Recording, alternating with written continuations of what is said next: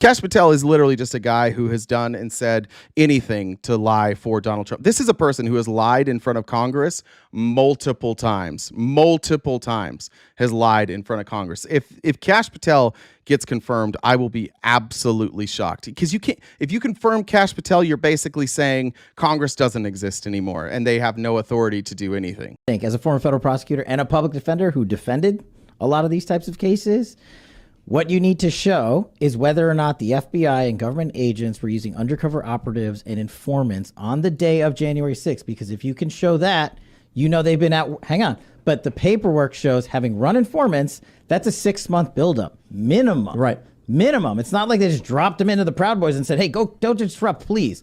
So once you prove that, then you defeat the insurrection narrative with the FBI's own documentation. Forget what the videotape shows. Just think, as a former federal prosecutor and a public defender. I just want to point out that as a former federal prosecutor, that's gobbledygook. That is nonsense. That's fucking stupid. It is. This is how much they know, though, about their voting base. Kash Patel right there said it doesn't matter what the facts are. If you can prove that the FBI had informants that day, everybody's innocent. That's crazy. That's crazy. Even if the FBI had people involved, even if there were people there that were FBI agents, that doesn't make everybody innocent. But that's how well they know their voting bloc, and he knew who he was talking to. The difference between the Republicans and the Democrats, in my opinion, seems to be that Republicans are 100% about messaging, and they understand their base better than anybody.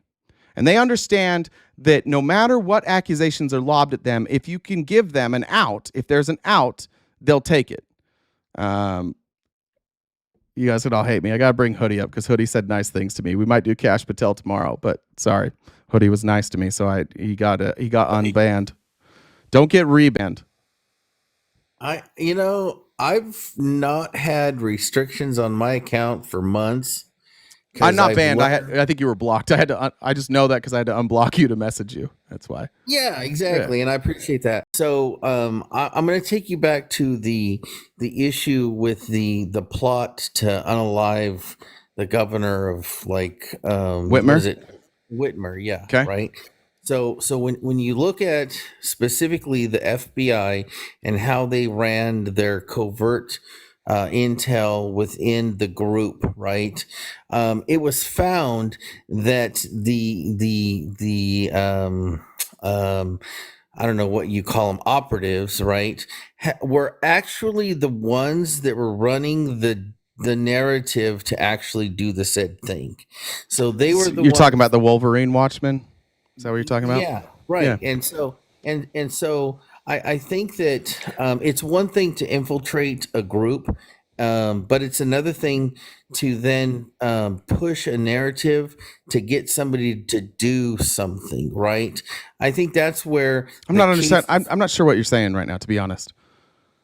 Well, what I'm saying is the operatives that infiltrated the group were the ones that provocated this idea to even exist in the first place. Are you talking about for Whitmer?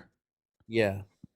Okay. And that's why those cases fell apart, because that's not lawful, right? That's a form of entrapment. And so what does it tell you when multiple members of the FBI are members of a white nationalist paramilitary group, and they get caught going after Gretchen Whitmer? No, those people. What does that tell you about maybe who's infiltrated the FBI? Well, no, I think that the FBI infiltrated this group. Those were assets, right? That's the perspective that was What group? presented in court.